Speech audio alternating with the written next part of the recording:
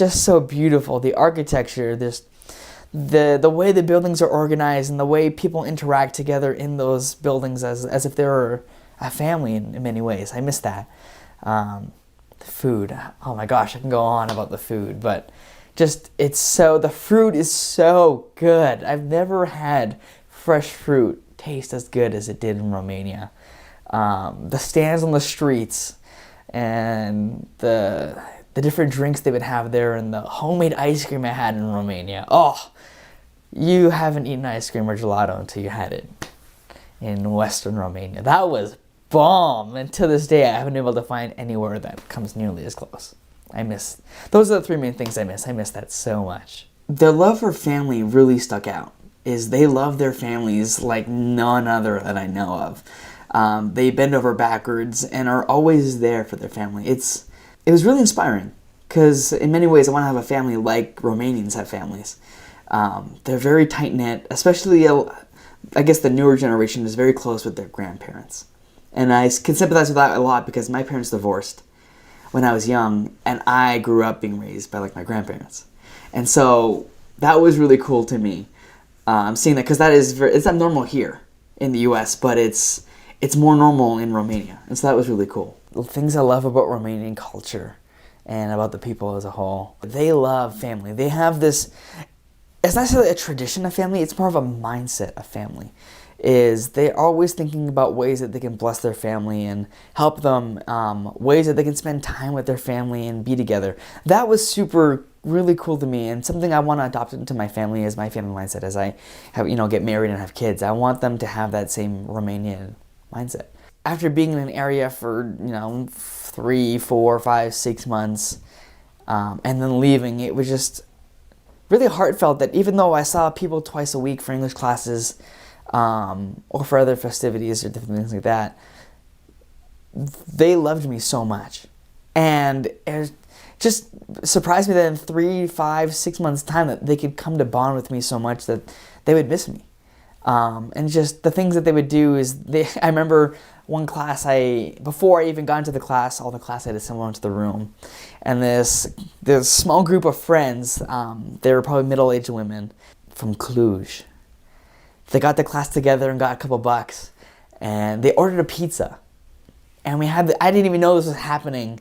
And at the end of class, the pizza delivery guy came up and said, "Hey, you guys ordered a pizza?" I was like, "No." And she pipes up. She's like, "Yeah, we did." She goes out, hands the pizza delivery guy the money, and comes back, and she hands him the pizza and says, "This is for us to celebrate all that you did for us."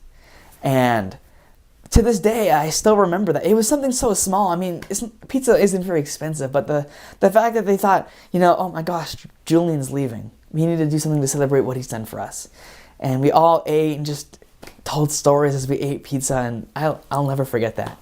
That was really meaningful to me. My last Sunday, I was attending church in Romania, and there's this one lady. She is this old lady, but she felt to me like a grandmother to me in Romania. And every Sunday when I go to church, I would sit by her. I loved to sit by her. She'd tell me stories. She lived in the city of Oradea, but she had a farm. She also had a family, but she also had a farm outside of the city where she would go throughout the week and farm. And she'd always tell me stories of this would happen, and she'd sometimes bring us stuff. But I remember that last Sunday I was in Romania, she brought me a tie. And, so what? It's a tie. But it was just very sentimental because it wasn't a brand new tie. It was her husband's last tie that she had owned of him. And I remember she told me, she's like, you've become like my grandson. I want to give you something that represents my husband, something that means so much to me. And she gave me this tie. And to this day, I still have this tie, and I wear it on very special occasions, on the most special occasions. For instance, I graduate in April, and that's the tie that I will wear to my graduation. Because it means the most to me. Yeah, that just meant so much to me. Yeah. I love Romanians. I am obsessed with Romania, the country and the people. Being in Romania was the best experience of my life. I loved it. It was everything I ever wanted and more, being there and what the people taught me. What I really learned to love while I was there, there's this thing called sarmale, which is the most famous meal in Romania. They have it like any big event, holiday. If they're celebrating something, they eat sarmale. And what sarmale is, it's just cabbage wrapped around meat, which sounds kind of weird, but it's actually really good. Another thing that I loved was there's coverage is what they call it.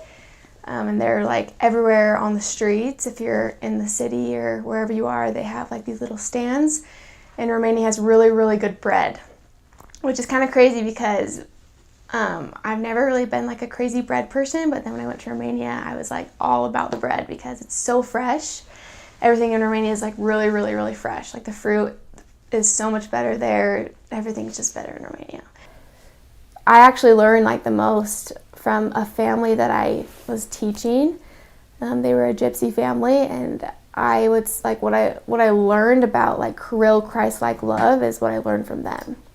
And it was like in the way that they treated each other as like siblings and as like mother and daughter or father, and just like the way their family dynamic was like so helpful, so loving, so like, of course I'll help you, of course I'll do this, of course I'll clean the dishes, or I'll pick up the house, or I'll go to the store. Or it was like no question asked. They just did it, and it was like all out of just like love for one another. And they're very like faithful to what they believe in. I would say they're very loyal. Like they're very loyal people. They care a lot, and they're just like good to their soul. Like Romanians, they like a true like heart of a Romanian is they like mean well, and they are just like good people. And you can, when you talk to them, you can tell they're good people. And Romanians work crazy hard. It's like and wake up at beginning of the morning and you're going all day, you're working all day, and you don't stop, and it's just what they do. And yeah, they're just like hard, dedicated people who are loyal and who just care. And I love them so much. They're such good people and taught me so much about love and just like determination. Family is number one to them. In the United States, you know, you grow old, you get older, you become an adult, you leave home, you go make a family, and like, or you establish a family, and you move away from your parents kind of. In Romania, you stick close to your family. A lot of times, like, even after you're married, you'll stay with your parents, just, or they'll move in with you, and you know, you don't separate. They eat bread with everything.